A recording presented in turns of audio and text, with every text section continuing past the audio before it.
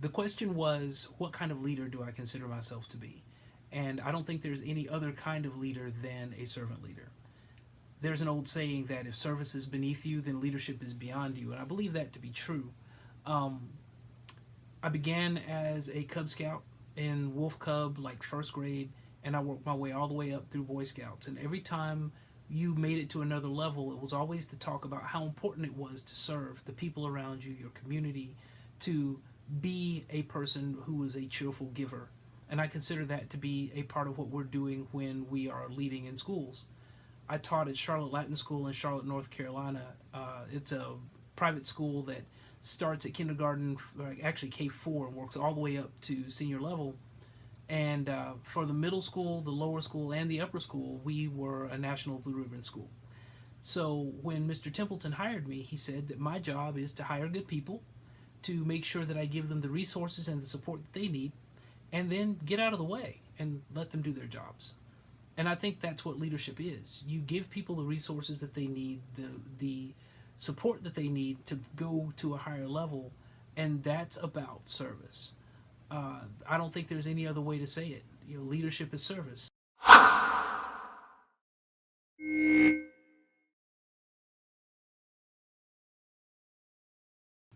I am a listener and an investigator first. So I believe in starting with why.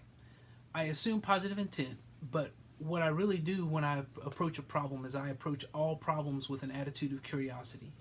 If I can understand why someone is doing what it is that they're doing, I'm going to be better able to come to a solution that's going to answer the how and the what when it comes time to figure out how to fix the problem. I believe in building relationships because at its base level, when you start talking about anything with education, it's all about relationships and the relationship you have with people. And so, talking about students, talking about teachers, talking about parents, talking about instruction, talking about mandates, whether those come from the district or whether those come from the state or whether they come from the federal government, you really have to start with that question of why. And if you can do that and understand that on a very base level, then you're going to be starting, when you start dealing with the actual problem solving portion and the communication portion, you're going to answer the core of the issue instead of answering the symptoms of it. When you know why, you have the ability to make much better decisions. So my communication skills and my problem solving skills and my conflict resolution skills all come from that well of knowledge. Assume positive intent, be curious about the reason why, don't take it personal, and make sure that you communicate clearly and effectively to all of those different levels, the why, the how, and the what.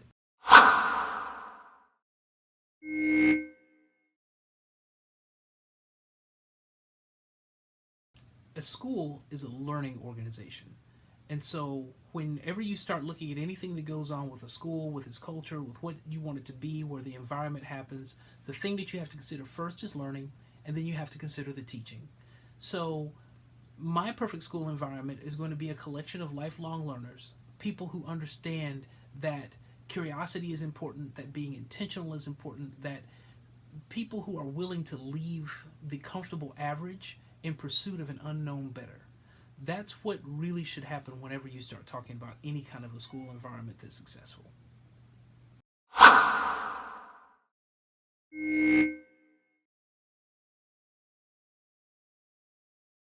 You really have to be willing to engage in constant discussions about new learning. The old ways don't, doing something because it's always been done that way is not the way that you get better. So there's constant reflection, there's constant reevaluation. So, for example, some things that I'm doing at Kennemer as a teacher specialist, we're going to start a process of hashtag observe me. So instead of just kind of wandering back and forth into classrooms, teachers will have the opportunity to put a sign outside their door that has the words hashtag observe me on it.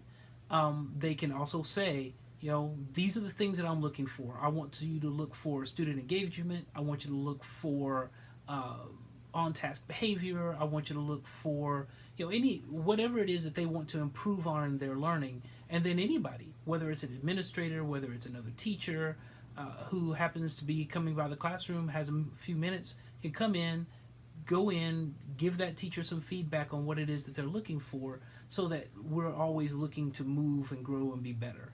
Another example would be book study. I'm putting out a survey right now about the different kinds of books that teachers might want to study to become better practitioners. And then when they choose one, we'll go out, we'll buy the book, and we'll have meetings once a week to talk about that book and the learnings from it. And that's going to be driven by the teachers, not by me. I want them to be able to pick the book. I want them to drive the learning because it's about what they need to know, not what I think that they need to know. Another thing that I do is I have Monday motivations that I do every Monday, talking about ways that we can live, that we can grow as a school. I do Tuesday teach pieces, so the things that I see in classrooms, I come back and I find little on-demand PDs, something real quick that they can do to just kind of inject into their teaching and make things better. I do Thursday toodles, so instead of tattling on people when they do bad things, I tootle about them when they do good things. So I'll spotlight 3 to 5 teachers or 3 to 5 practices that they are doing in the school that grows the school environment.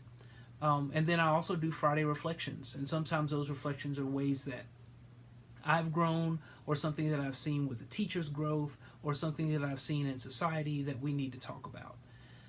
It really comes down to setting an environment where people understand that we never get to a place of stagnation, that there's always an opportunity to grow, that there's always that imperative that we need to grow, that any time that we start to stagnate, we start to die a little bit.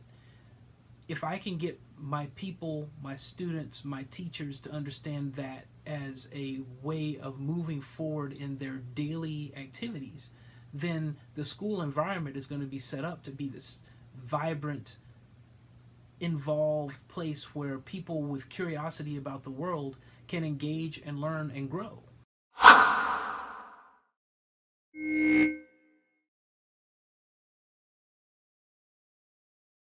I saved this question for last because I think this one is the big one.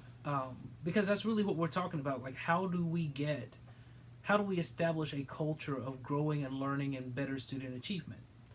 And what I submit to you is that what we are really in is we are in the people business. We're not in the data business. And so when we start talking about data, you also have to remember that there is a student behind that data. There is a child behind that data. There is a person that is the core of what that data is. And two, I think a lot of times we forget that there are 2 different kinds of data. You have qualitative data and you have quantitative data. The quantitative data is what we focus on because it's easy to collect. We can go through and see the numbers and see, where a person is numerically and whether they've grown and all those kinds of things. And that's important and it's good to know, but the more important thing to know is the why. Digging down into it, asking people, hey, what did you like about this lesson? What did you not like about this lesson? What about this environment works for you? And what about this environment doesn't work for you? We've got to gather the qualitative data to go along with the quantitative data that we have to collect. And what that takes is reflection, evaluation, doing what's good for kids. Ask them. When I was a teacher in the classroom, I would finish a lesson, and one of the first things that I would ask is, hey, what did you think of the lesson? What worked for you? What didn't work for you? What did I do well? What did I do poorly? And I think we need to be more systematic about doing that with our students in an educational environment. We need to know what they think. We need to know what works for them. We need to make sure that we are not data driven, that we are student driven and data informed.